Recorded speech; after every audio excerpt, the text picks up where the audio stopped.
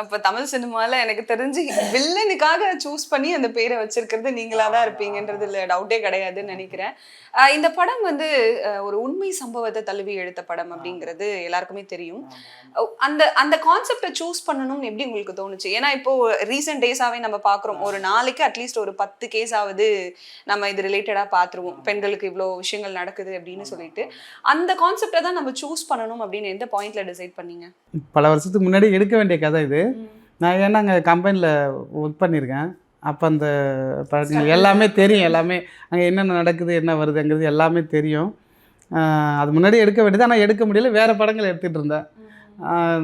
2-3 படம் பண்ணேன். விருதாளம்பட்டு, உளுரி, கருங்குளத்தான் இதெல்லாம் பண்ணேன். அப்புறம் இந்த படம் வந்து இப்போ நானே ஓனாக கொஞ்சம் எடுக்கிறதுக்கு ஐடியா பண்ணி ரெடி பண்ணிகிட்டு இருந்தேன். எங்கள் நண்பர்கள்லாம் வச்சு கொஞ்சம் சார் எல்லாமே சேர்ந்து தான் அதை நம்ம எடுத்தோம். வச்சு எடுக்கணும் ஐடியா பண்ணும்போது சரி ஒரு சின்ன பட்ஜெட்டாக இருக்குது.